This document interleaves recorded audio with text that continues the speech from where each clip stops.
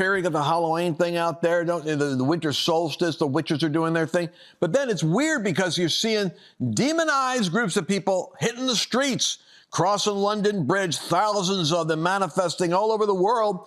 And it's over, weirdly, a crime done to a Jewish community has everybody mad at the Jews. You're never going to see history the same once we explain to you the spiritual dimensions of what's going on. This thing happened, by the way, kicked in while I was in Europe. My son got married in Prague, and Annabelle and I and the family flew over. And while we're over there, all this stuff is happening. But I noticed something. I noticed that while we were in the environment of each other, we were focusing in on the marriage and on, families come together, they meet each other. It created a kind of a buffer around the news. I could go back to the news, and I did emergency news, at night for people. But there was kind of something about the healthiness of community. I want you to think this is a season to focus on your emotional, mental, and spiritual health, because the virus of stress is only going to increase. The Bible says in the last days, stress is going to increase. But something curious happened. Before I left, my staff got a hold of something. Feel younger, think sharper, live better. They said, why don't you try this while you're going to Europe? Cellular Function Booster, a liquid NADH CoQ10 collagen. So I'm thinking collagen, right? That's like what you need for your skin and your health and everything. The CoQ10, I understand that. Then I looked at this NADH, which is for energy and for mental clarity. And I said, all right, I got to try this out. So I got these little bottles, and I only had like a 7-day supply. But here's the weirdest thing. I took it on the plane before I left. I had no jet lag when I got there. I continued till I ran out of this cellular function booster. And man, the moment I stopped taking it, boom, it was like I was back to normal again. And I thought, this is bizarre. I want you all to get on. I'm taking it again now, every day. Now that the staff's got it back in the office here, I want you to take one of these 2-ounce bottles every day, first thing in the morning, and bam, it's going to do something for you. NADH, CoQ10, boost your energy, mental clarity. Big thing for me is mental clarity. Got to have it. Go to lancewallnau.com/strong cell. lancewallnau.com/strong cell, CELL. And find out for yourself why it is that this is recommended by Charlie Kirk. I think turned my staff onto it. And then boom, he's a young guy. What does he need? I need it. I'm older than him. And it's powerful. Check it out for yourself. Use my code name there with the Strong Cell link, and you're going to get a discount. Just try it. You'll see why I love it. All right, remember, that's lancewallnau.com/strong cell. Now let's get into today's wild program. Welcome to the Lance Wallnau Show. Today, we're going to be also recording for our Real America's Voice. Our show comes some point before Steve Bannon on Saturday, so welcome to all of you that are going to be watching from Real America's Voice as well. Now, Mercedes Sparks is in the studio today. Mm-hmm. Going to go over to Mercedes. How are you? Hello. I see you're surrounded with fall foliage. And my latest, you have toys on your desk, so I was going to start adding stuff to my desk. Yeah, I appreciate that. And we have the probably the politically incorrect version of the Thanksgiving thing. Come on, guys, get the camera. Pan to the camera over here. There you go. So we have this original Native American flattering couple. side angle of you. No. All right, now there's so much news going on this week. This is the Week in Review is what I'm doing right now. For those of you that have wondered about, I haven't done the latest Lance rants, the late night conversation, so I'm going to give it to you today. First of all, the big story, obviously, is the situation with Israel and Hamas, but that's almost becoming secondary to the fomenting of rage and the bizarre alignment of Arab and radical leftist sympathy with Hamas. And what is amazing to me, I mean, positively amazing that no one's talking about, is in all of the outrage about Israel dealing with the terrorists that have attacked their innocent people. Nobody's saying, why is Hamas holding on to over 100 kidnapped victims? Why don't they release them? Why? They've stolen people including Americans. And nobody's even talking about how many Americans are in there. I think it's one of those things where if we go into the White House press briefing, it's amazing to me that Karine Jean-Pierre has not been asked, do we know if any Americans are being held hostage? Because that is a question someone should ask. We probably got 20 Americans, 120 Jewish people, and there should be radical protest over release the hostages. Instead, it's Israel as at fault. It's the most bizarre thing, but it's instructive. What does Elon Musk say about this moment? Elon is nailing it exactly. Bring up the Elon quote. He is saying the great awakening from woke has happened. This is good for civilization. Mercedes, what do you think he means by the great awakening from woke? I think people are aware that woke is not what they've been led to believe, that it's actually a radicalized ideology that people have been indoctrinated into believing is some sort of altruistic endeavor. But that's what I think it means. People are waking up to that. It's really hate, a lot of it, intolerance. And I think that what's happening is there's a awakening, a great awakening, or a rude awakening that's happening in the American psyche regarding the extent to which the campuses have been radicalized and that young people are at a total disconnect. Now, this goes to the data. If you read Axios, has some interesting data on this. It shows that like 80% of people north of 40 years of age or 35 years of age are really shocked in America over what has happened to the 200 youth that were having a music festival that were suddenly gunned down, raped, and killed during the last day of the Feast of Israel. The wanton destruction and maiming, burning alive, beheading that took place, just like a bloodlust of barbaric proportions just came over the border upon the innocent, unassuming. The over 35 crowd in America has like an 80% sense of alignment with Israel, almost like they're identifying with it as a 9/11 type of shock event. But what's disconcerting is when you go under 30, you have a 50% sympathy with Hamas, 48% to be technical about it. So what's happening is the lower the age level, the higher the degree of the indoctrination takes over, the less history there is of what really has happened in the past with anti-Semitism, with Nazism. And it's also the left. The left has done a mischievous job, and you'll see it in this goofy, scripted Karine Jean-Pierre reference to Charlottesville as being a Nazi gathering. It wasn't a Nazi gathering. It was the organizing of conservative, right-wing, working class against the Antifa, BLM, weaponized and well-funded machinery of the Democrat left as they're kicking off their summer of 200 cities in flames and riots and burning, none of which was a Charlottesville sampling. It was all the left putting itself on display, but never judged, never questioned. Just, well, what do you expect? People are upset. So it's a demographic challenge. So that means that the Elon Musks and the older crowd are really looking at this and going, what the heck? That's the awakening. There is a generational shift that's happened. And so young people are more sympathetic to Hamas. And I also think it's because they don't understand what terrorism really is. It's not like they haven't really lived in the shadow of 9/11. They were kiddos when that stuff happened. So they don't really have this sense of what it's like to have an irrational, murderous, organized assault upon civilization. And I think the danger here is that people think that there's a rationale. But, well, it's the Palestinians.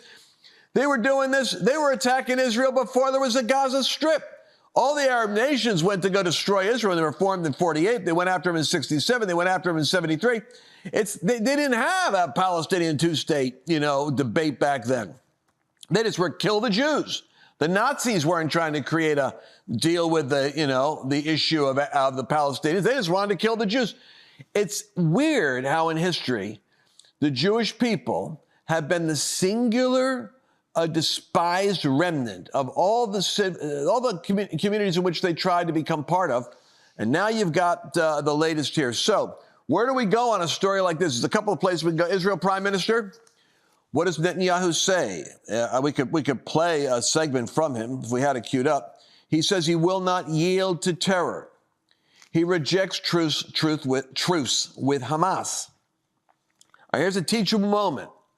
When can you enter into negotiation with an institution, an organization, or a government and create a solution to coexistence between two parties? When can you do that? Well, you could say when there's a possibility of reform, then there's the possibility of resolution. Here's what I mean by that. We could not reform the Ku Klux Klan. We couldn't kind of make it a kinder, gentler KKK. We couldn't work on and figure out a way couldn't we peacefully coexist? Well, that was what the Civil War was about. It's the fact that, no, you can't.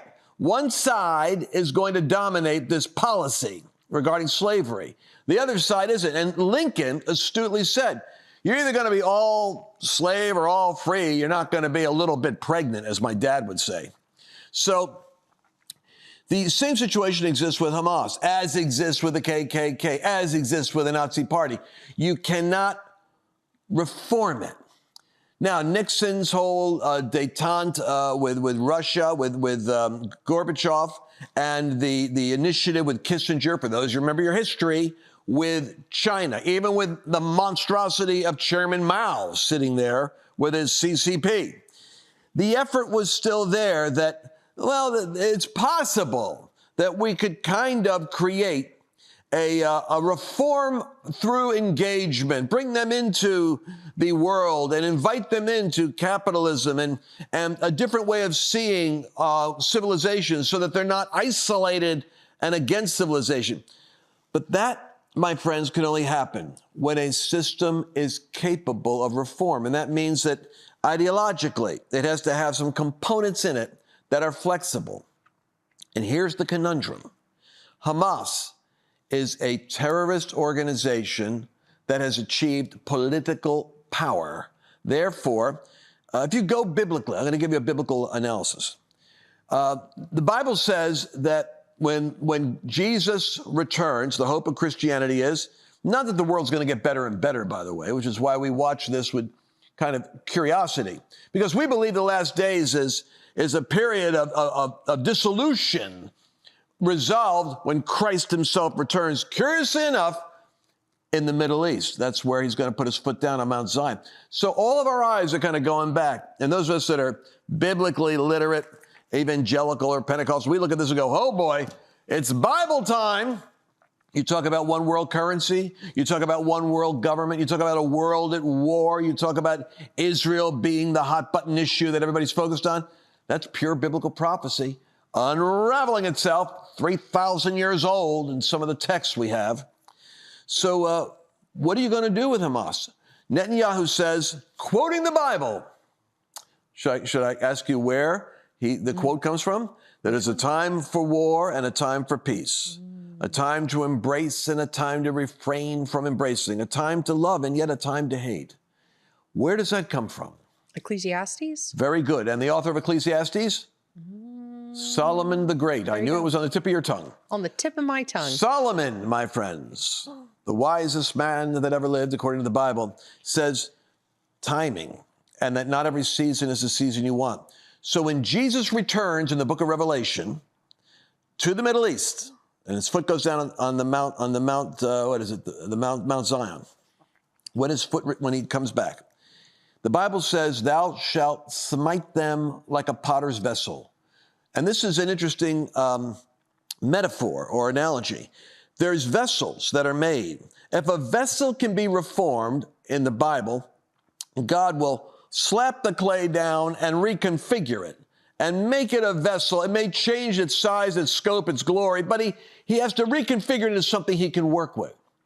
But there are vessels that in the last days, when Jesus returns, they're beyond fixing. They must be judged.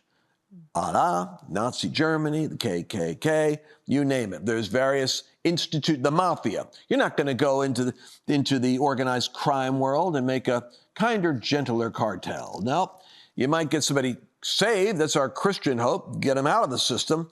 But the system, if it's corrupt, must be broken. Hamas must be broken. The Israeli prime minister knows that. They don't know it on the college campuses. They don't know it in the United States. They don't know it in the UN. They don't know it in the EU. They don't know it in the streets that are protesting. You can't have a coexistence any longer. We'll be right back. What happens if a natural disaster takes place? We have these weird tornadoes that hit in the Midwest and in Texas, but look at the hurricanes in Florida. People can literally have their houses flooded, or they're in a situation where they have no food or access to groceries. Everyone needs at least a 4-week emergency food kit. And fortunately, My Patriot Supply has created a 4-week emergency kit. And these products will last for 25 years. The interesting thing is they give you a 2,000 calorie per day meal. And that's the key. Delicious and 2,000 calories a day, because that's what you're going to need to sustain yourself for 4 weeks in a crisis. We had a winter freeze here in Texas, of all places. And we had a couple of days where we had no electricity. I'm telling you something, this makes a huge difference. Mushroom rice pilaf, fluffy rice and mushrooms, seasoned with red wine and herb. And then how about starting the day off? Maple Grove oatmeal, old-fashioned oats, maple flavoring with a pinch of brown sugar. This is what you want to do. 4-week emergency food kit, and that's just for you. Think about your children. Guarantee somebody around you is going to need help. You're going to want to at least have the 4-week emergency kit. Go to lancewallnau.com/patriot. Use that link, and you're going to get a special discount on their special 4-week emergency kit promotion.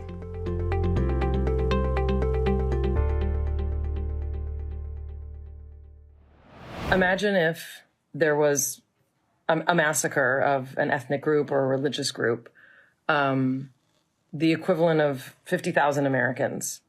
And imagine if what happened after that was that all over the world, there were marches of tens of thousands of people calling for further massacre of those people. I can't imagine it. It's unimaginable. And that's what it feels like right now as a Jewish person, that no matter your politics, no matter what you understand or don't understand about politics, no matter if you know the history of the establishment of the state of Israel, no matter if you know the history of the Jewish experience for thousands of years, including the history before Islam, there has not been an experience in my lifetime that has prepared me for this. I have heard from many people my whole life that anti-Semitism is growing, that the Holocaust, while we say we will never forget, many have forgotten. And the swiftness with which the global population has seized upon the massacre of Jewish civilians living inside of a border, the swiftness with which the world has stepped up to redefine terrorism, to redefine statehood, to redefine the right of a people to exist. Nothing has prepared me or any of us for this. So Mercedes, that's a very powerful statement. Tell me about who that is, because this is evidently somebody who a lot of younger folks know. Yeah, so I saw this last night on, I think it was like the Instagram or something like that. But so I grew up with this actress, and I don't want to say her name wrong, but I think it's Mayim Bialik. But she is a devout Jew. I grew up watching her on Blossom. People probably know her from Big Bang Theory. She's an actual scientist in real life, and she has a doctorate, and she plays a scientist in Big Bang Theory. And so, you know, historically has been a very outspoken liberal Jew, which she talks about later on in this. It's a 10-minute clip. It's really well put. But like we were just talking about in the last segment, I thought it was a perfect fit because you're talking about the awakening, the woke awakening. And I think that's her processing it in real time. I mean, it's shocking to think about exactly what you were saying. It's like, it's the idea of Nazism being redefined culturally to be, well, and she goes on to say, you know, like, this is a comeuppance for the Jewish people. She's like, the fact that anybody can think that, she can't understand. And so it's they're having to process this idea of this woke liberal Democrat ideology is now essentially in favor of the genocide. I mean, it's very hard to process. So anyways, it's a great clip. You can probably go find it online. We'll try to put it in the show notes for you. But I hope we had that segment. I heard the clip earlier, and I'm hoping that everything I heard was in this one. Yeah. Because the part that really impacted me is to say, can you imagine having the equivalent of 51,000 Americans killed, massacred, and abducted? Put it in perspective. Imagine the cartels in the Mexican border come over and decide they're going to go hit a city. And they massacre 51,000 children and parents with their children, a schoolyard, a music festival. They take 150 back kidnapped as hostage. They rape. They kill, they're tormenting and they're torturing. And imagine that the whole world says, more, and they actually want to see more taking place. Now, someone's going to say, that's not the same situation. It is the same situation. Because what Israel's been trying to do is give a segment of the territory of their land that they had already occupied, giving it back in order to have peace. And in a sense, you could say you want to practice this two-state solution. Well, here's your two-state experiment. And what does Hamas do, which is like ISIS in charge of a territory with 2 million people? They take all the money coming in, including from the United States, from the United Nations, from Arab nations, from Iran, and they take it, and instead of putting it into hospitals and schools, literally the pipes, the material that's sent to them, they retrofit into rockets, and then they put it all underground because their entire psyche is obsessed with taking every dollar they can and not building a successful and flourishing community in Gaza, but subjugating the people in order to make them like human shields that exist above ground while they go underground and prepared to do what of course, they're going to do, which is attack and terrorize Israel. Whether it's Al-Qaeda, whether it's ISIS, whether it's Boko Haram, whether it's Hezbollah, whether it's Hamas. You don't want to hear this in America, that these are all offshoots of terrorists hating the Jew mentality. And by the way, hating the West equally.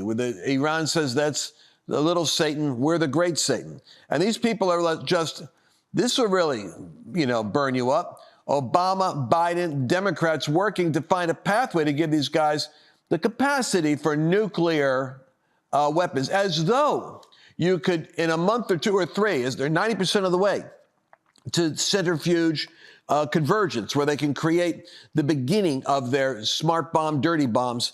They're ready to use these against the West, because do you think for a moment, if Hamas had the ability, they wouldn't use every weapon at their disposal against the Jews?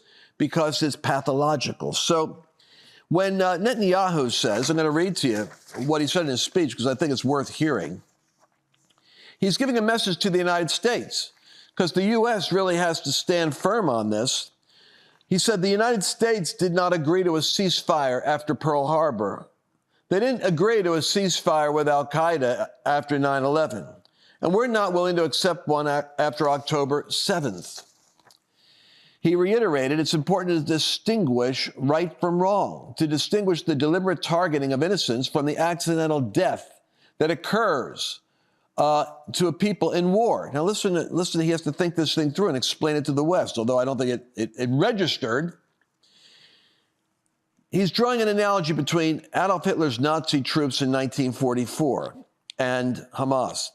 The Gestapo headquarters that held the Nazi secret police would be bombed. But British pilots, in doing so, missed and hit a children's hospital. The Allies didn't say Nazism should stop being fought because of that accident, because they knew what was at stake. There was no universal outcry and saying, wait a second, there are innocent victims here, we got to stop. Because they understood, as I said earlier, you're not dealing with a government or a people that have disagreements. I listened to this guy, McGregor, Colonel McGregor, who's very popular in YouTube and frequently has some very intelligent things to say. A great historian, wise guy, smart guy. And he actually said the stupidest thing, which tells me how widespread this virus of academia is. He said, look, what do you expect in the Middle East? This thing's been going on for thousands of years. You can go back into biblical times. It's the Philistines against the Joshua. And what he was implying is, they're irrational, they're worked up, they're torqued up. The Jews are just as crazy as the Arabs. So, what do you expect? But this is the madness. And I'm calling him out on this because that was a stupid comment. The Jews were not on their side of the border figuring out how to tunnel into Gaza and kill the Muslims. Matter of fact, do you know what one group was doing tragically? It was like a classic kind of, sorry to say, almost like woke effort in Israel. They were putting together these little hot air candlelight balloons that would go up and send messages of hope and messages of peace and messages of goodwill on the last day of the Feast of Tabernacles that would float up into the skies and go over into the Gaza community, demonstrating that this generation of Jews really wishes goodwill. Meanwhile, boom, they came in and slaughtered them. So the reality is when Netanyahu makes the comment that to America, hey, this is not going to be easy for you, but understand we're not backing down because Israel has to do its utmost to minimize civilian casualties. But Hamas is committing war crimes daily. They're holding people hostage. And what is equally strange is that they're holding their own people as human shields in the process. Well, I got 1 minute and 45 seconds left. Any thoughts on this, Mercedes, before I want to talk about the Israel weapon, special weapon that they're using? This is interesting. I got some breaking news on the weapon they're using in the tunnels, but go ahead. No, I just think it should be a bit where you want to throw it to me and you just keep going. I just think it's hilarious because you're doing it so you can find a headline, like a short comment from Mercedes, and then you find what you want to say and you're like, anyways. I just think it's hilarious. No, but I just wanted to say, yeah, I think with this whole idea of what's really happening in Israel, it's got so many ditches on the either side of the road. I want to say there's two, but I feel like there's so many. I mean, you hear the wildest stuff from people that, oh, Israel funded it. Israel was in on it. They were waiting just to be baited. The other thing, Lance, that's so confusing. Like I was talking to somebody else at an event we were just at, and her donors dropped when she came out in favor of Israel. And they're like, well, that's the whose evil. Donors? What? Who? I don't want to say because I don't know if they want me to say. But her donors dropped when she said that she came out in favor of Israel. And how did you find this out? Because she told me. She told me. Oh! I thought it was something in the news. No, okay. No. She told me. We were having a conversation at this event we were at. And she said all of my big donors dropped because they are under the impression that all these, like all Jews are bad, basically. Like they're all part of this evil cabal. And you just think, I mean, the disinformation on this side. Oh, that's so true. I've got the QAnon guys, because I don't know how. I try to get the antivirus out there. I can't seem to get it all into people. Well, we've got the limitations of time on this show here, and so I'd like to go on into the Israel is deploying a special weapon inside the tunnels, but I'm going to cover that tomorrow, and because the show goes fast, because this is really important stuff we're talking about. I'm also going to go to the board and explain how principalities and powers are working over populations in the last days. I'm going to show you in the Bible what's taking place on campuses and in Europe and in Islamic-dominated nations right now, and we're going to cover that tomorrow. Look forward to seeing you then. Did you enjoy this latest episode? Please remember to share it with your friends, because the more knowledge you have, the better equipped you are to navigate the world